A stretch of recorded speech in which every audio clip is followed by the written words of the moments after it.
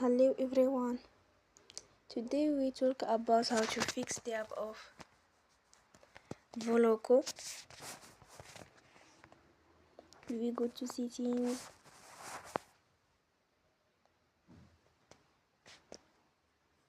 Then we click on apps. After that we search the app Voloco and then we click. They will on for stop. After that we go to storage. Then we click on clear cache.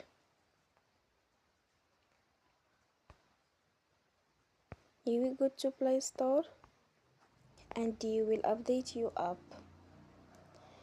Don't forget to support us by like and subscribe. See you next time and